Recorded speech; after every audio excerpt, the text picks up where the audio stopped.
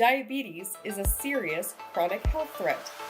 Diabetes. Type 2 diabetes. Diabetes. Type 1 and type 2 diabetes. About diabetes. Anything can go wrong. Diabetes. It's amazing how much everything affects your blood sugar.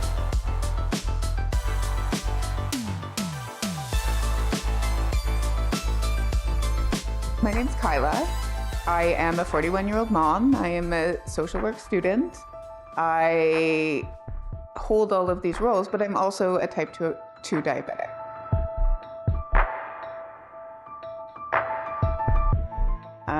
I tell people that I came out of the womb overweight. I came from a mother who was diabetic as well. And we had a whole bunch of other social factors that played into my upbringing that made good nutrition hard. That being said, I went into my teenagehood and I put on some weight. And I did try and manage my weight. I can remember talking to physicians, and this was in the 80s. We didn't talk about that stuff. And when I talked to my physician about being overweight, I, specifically expressed my concerns at 12 years old about having disordered eating habits, and that I was not feeding myself over fear of gaining weight. And the response that I received at that time was, well, you're obviously not starving yourself for long enough. I immediately knew that there was this stigma attached to my weight, and that it was something that was a moral failing that I had done. It was something that I had done to myself. Well, at 12 years old, you're not even developed, and that is, a terrible view to put onto someone. And then due to unfortunate circumstances, I gained more weight after a traumatic event in my teens, and I gained 100 pounds.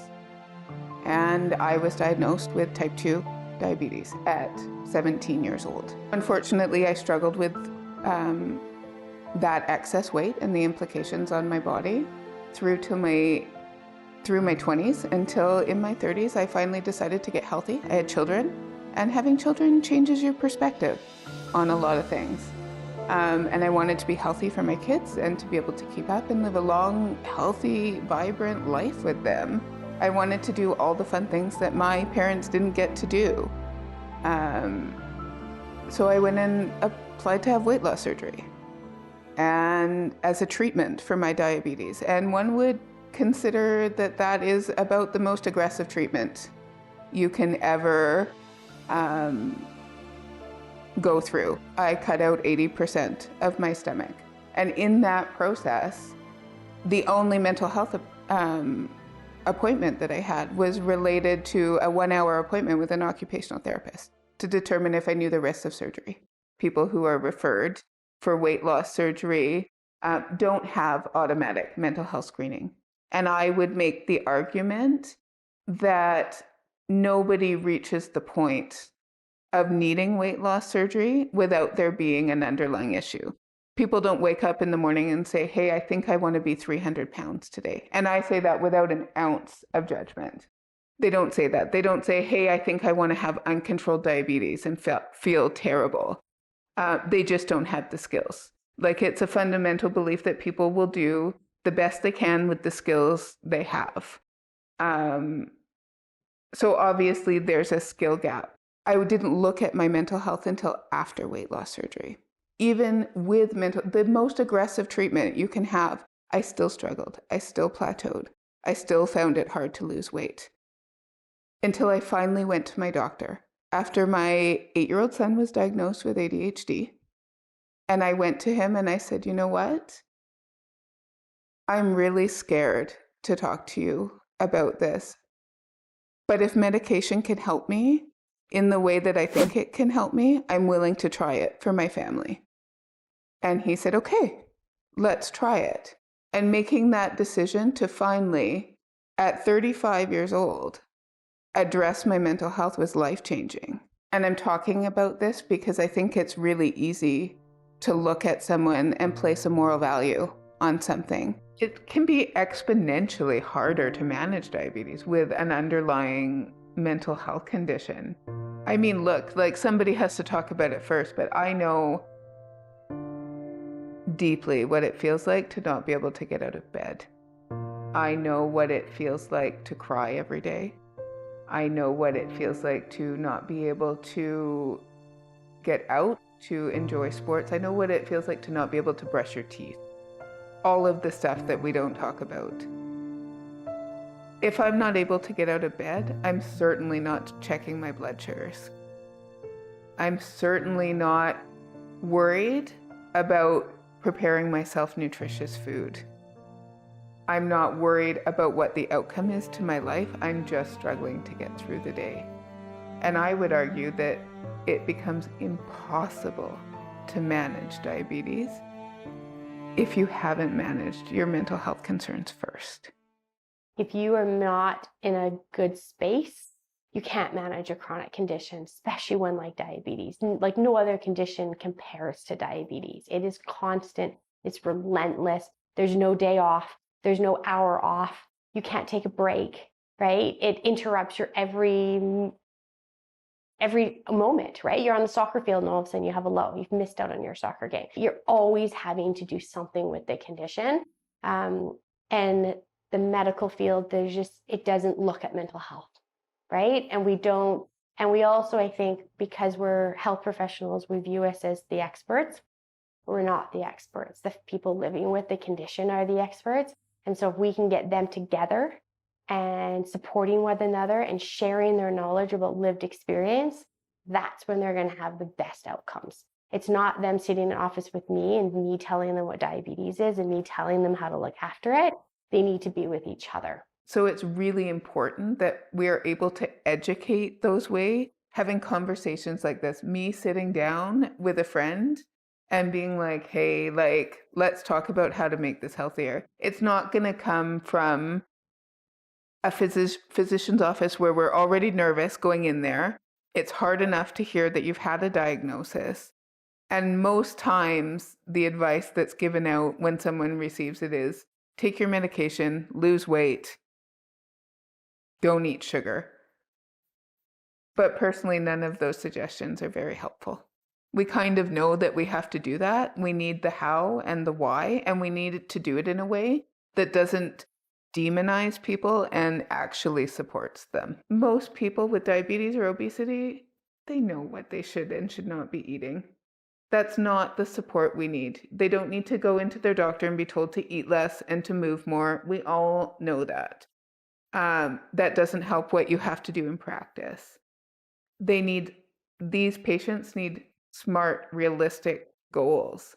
They need to be attainable. They need to feel success because you get one small success and that builds. We snowball that.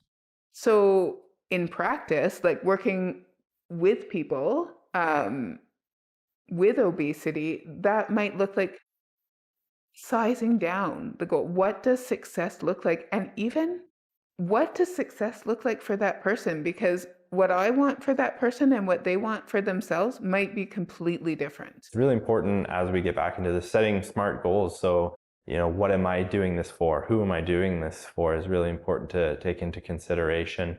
And it's really hard. It's a struggle for some of us to accomplish these things by ourselves. So reaching out to groups of people that are going through the same situation, finding that support, and they can help people with the stress and mental anxiety and all this around these conditions. So having that support group only helps to build what you're able to do.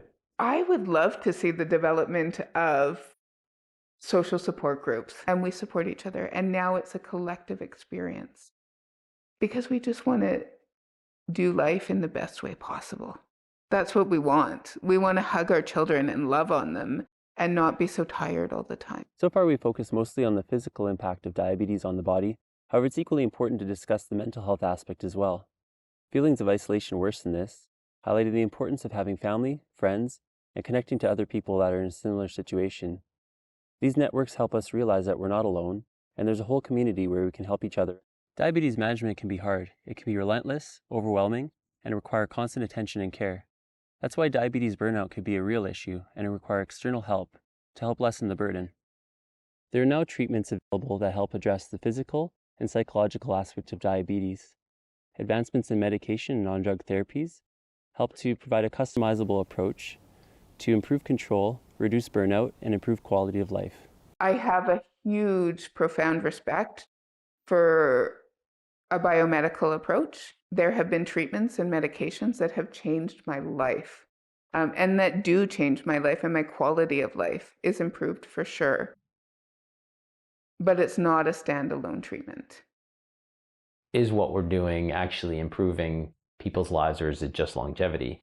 And I think that's the type of conversation I try to shirk away from, because I don't like to be the idea of deciding what's right or wrong, just offer options. And I think, like you said, people are living longer with more complex illnesses, and I think that's a testament to how people are working hard to try and keep people on. But in some ways, we can treat people like a classic car. Often people say, oh, I don't want any treatment, or I don't want these medications. Like, yeah, but you have yourself a 1950 car, and you buff it and you shine it and you give it special care and treatment. It's because you want it to carry on. And much like a classic car, our bodies can require a little extra treatment and a little extra care. And in those circumstances, you just have to think of it that way.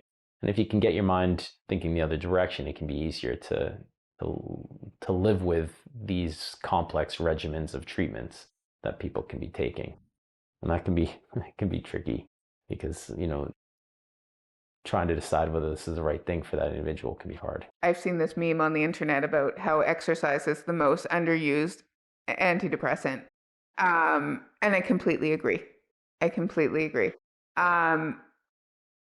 Exercise benefits not only diabetes, but it also benefits mental health conditions as well. So I was sold many years ago, when I was diagnosed with diabetes, I did go to one, it was a 6-session information sessions with that local health authority that I was a part of at the time.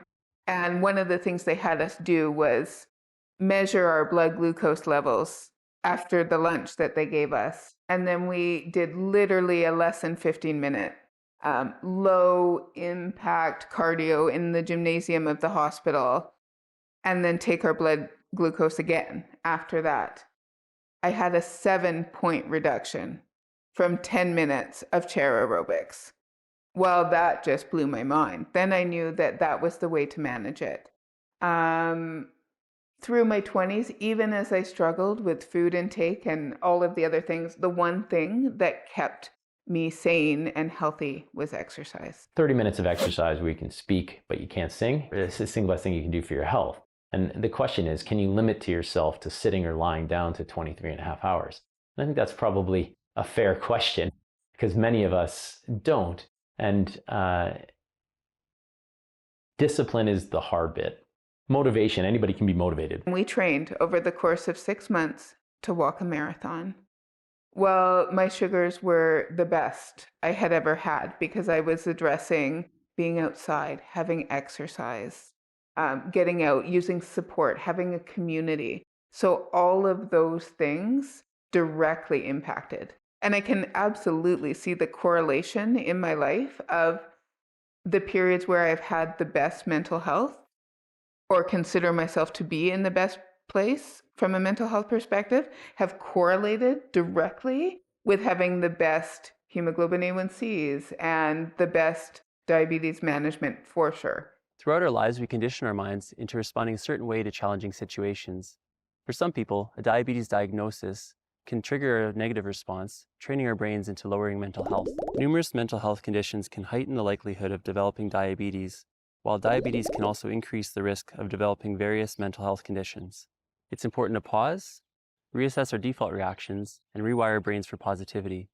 There are many methods that help with this, so a little trial and error with forward momentum to find what works best for you is key. It's incredible to me how much we focus on what's in a tablet opposed to what we can do with our mind, which is as powerful, if not more powerful. Cognitive behavioral therapy is kind of medicalized meditation. So if you're a religious person and you're looking for something a little bit different, meditation through a Buddhist is actually highly recommended. If you're not a religious person, getting meditation skills from someone who's non-denominational would be potentially helpful. These things really have a lot of benefit when it comes for diabetes and mental health stuff. And a lot of that is going to be stigma. And when you have a diagnosis that you can't see and you feel like it's somehow your fault, that can be very problematic. And it's, we often don't get cross at people for having epilepsy or for having other diagnoses that, oh, they're acceptable because you just get them. Well, the same could be true about diabetes. Just because you get diabetes doesn't mean it's a failure of personality or a failure of life decisions. It's part of being in a Western society with a Western diet and living in a way that maybe could have been prevented or not. It's really hard to say. There's also a lot of space on the internet right now for people to say things to people that they wouldn't say in real life, to sort of be behind the screen and say those things. And I think we need to do some education on how some of those things land. Because I can tell you, I have never read anything on the internet that's worse than what I tell myself or have told myself. The people that are struggling with these issues know that they're issues and they know that they're hard, and we don't need to make it harder for them. I think like social media plays a big role in like our perspectives on weight as well, and not in a good way. Like people are over like the past 30 years, 20 years maybe. I think perspectives of overall weight has changed drastically for the worse. And then when I consider our traditional people, my great-grandmother, who her name is Bertha Starr, I grew up calling her Na'a, which in our language means mother, because she is a mother to us all in our family. And so I thought it was quite interesting looking back at pictures of her, and much different than what we would see on social media, right? And different, like, I guess what I'm trying to say is the body type. And that's another consideration and association with what we're talking about, weight. Like, we didn't see like a super, what you would think like a slim, muscly person.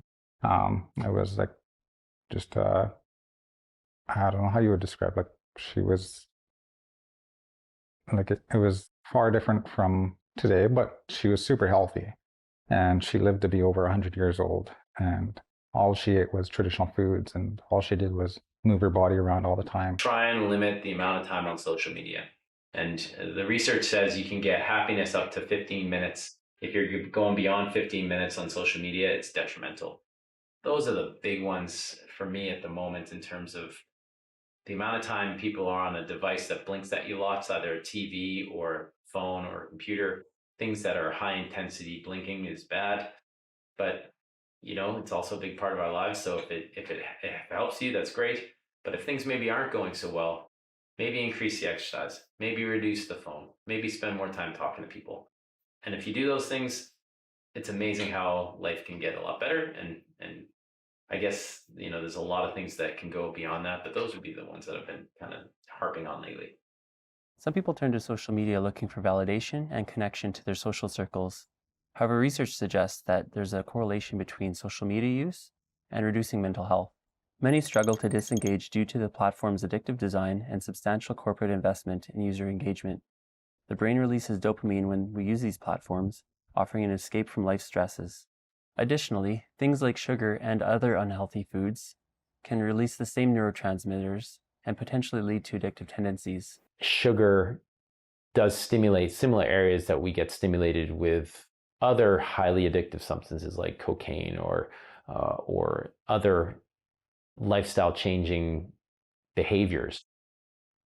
How to change that's really tricky, because sugar in itself is a reward because it keeps you alive because you have enough fuel. And how do we change our food to be more of a fuel than a pleasure device? I think that's a tricky one. And when we talk about diabetes in general, sugar is a problem, but carbohydrates are also very important when we're going to be talking about it. And, I find it hard to say, like, I'll cut all sugar out. Like, well, that's impossible. You can't do that. You can reduce the amount of processed sugar. You can reduce the amount of sugars that you can get from refinings or getting high concentrated sugars like fructose or high concentrated fructose. All these things probably should be considered almost poison, but it's almost in everything. People don't classify eating disorders as an addiction because we use food in the same way that many people use drugs and alcohol to self-medicate. It makes us feel good. It releases, so those neurotransmitters release dopamine, they release serotonin. So all of a sudden you're eating it and you feel good. And that is a biochemical response. It's there. And food is readily accessible to everybody. It's not, while it holds its own stigma, it's not stigmatized in the way that drugs and alcohol are. It's legal. You can get it. There's no stopping you from getting it. And especially as people look for ways to cope, as I was going through the process of managing diabetes and my health and preparing for weight loss surgery, you have to look at managing your addictions. And that meant all of a sudden, I'm not just giving up addictions, I'm giving up coping mechanisms. There are entire companies and departments in companies dedicated to making food more addictive for people, for making them more palatable for people. And they're really good at it. All of these large food chains and fast foods and food environment that we see today, a lot of them are developing these products and they're using techniques to really take, in my opinion, take advantage of the psychology of the general consumer. They say that it's often up to the consumer, like it's their choice, right? But when you have like huge companies developing products and they're using chemists to develop their food product, or they're using psychologists to develop their marketing campaign, does the consumer really understand the choice that they're making? Not all the time. Our choices are being greatly influenced and persuaded by the environment that is around us. And I don't think it's fair for consumers' health to, being bombarded with all of these marketing campaigns on their psychology and expecting them to make a healthy choice. You go in the store, it's all kind of like an experience that you would go through, and your body's receiving all this sensation, influencing you to keep buying this cheap food that's not going to be very nutritional for you, and probably going to be actually the opposite. And if you keep doing it often, right? So you got all these different cues around the environment persuading you to intake this food. And when you start studying that routine loop, you start to realize like how ingrained this is into a lot of people. With like, once you start seeing these cues, your brain will go on autopilot and just kind of start going into this routine of, this is what we do when we're going into this restaurant. And then you get that the reward is whatever food you're eating, and then you get more stimulation from that. And that's all kind of designed around, like, food scientists and chemists are designing these foods to really stimulate the individual, right? And then the marketing ad campaigns are starting to stimulate your psychology around it. So to me, it's a huge unfair advantage for that whole for the businesses, and unfair for the consumers. The average floor plan in someone's house is expanding, so we're getting more square footage, if you want to use old terms, but square footage in people's houses, and less amount of regular friends. And there was a good study that was looked into rat behavior, and the rat behavior is showing you put a rat in utopia they won't get addicted to opioids. You put them in isolation and they will. And this is where society is the harmer. Often people are blaming the individual, and that's the wrong way to go. Unfortunately, we have to be looking bigger for problems that are so widespread like they are. All these things can be tricky. In terms of managing that enjoyment aspect, that's hard, because generally people who are distracted enough in things that they need to do don't require these impulse, like pleasure activities of sugar or cocaine or other activities. Generally, if you have yourself a full life that you're doing, that you're proud of, these are rarely problems for those people. But if you're finding yourself unhappy and in a bad situation, then you're much more at risk of having these problems. Managing diabetes is hard. I think that managing diabetes with a mental health condition is even harder. And I think that people need to hear how great they're doing once in a while. We don't have to be only eating grilled chicken for great blood sugar control. I can tell you that I held all last year a hemoglobin A1C in the 5, and I regularly mix in treats. But I also exercise, and I make sure that I have fiber on my plate. I make sure I'm compliant with my medication, and it's the whole package. The best steps are small, actionable steps. They will make a difference. I didn't go from an elevated A1C and struggling to an A1C and 5 overnight. It was small steps over 15 years of finding something that was sustainable. I don't want to live a life where I feel restricted all the time, and I can't imagine other people would want that as well. It's about finding the balance, and there is always a smaller step. If a goal feels too big, break it down. There is always a smaller step. There is enough space in this world for everybody to succeed. I like people just to know that my area is a safe space, and they need to come back. And if things aren't going well, and it's not success or failure, that's your pharmacists, allied health professionals, and family practitioner, nurse practitioners. It's not about yes or no or wins and losses. It's about trying to help. And if you change the way you think about it, not being success and failures, then you're more likely to get the help you need and to try and avoid the stigma that goes along with perceived failure. You've got this, find your people. If someone does not support you, they are not your people.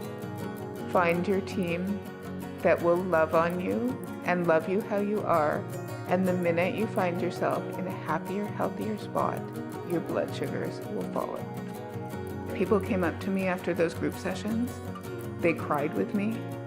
They told me that I had said things that they had only ever heard in their head before, that they were inspired to go to their doctor to talk about the next steps for them where it was appropriate. It all starts with one person talking about it.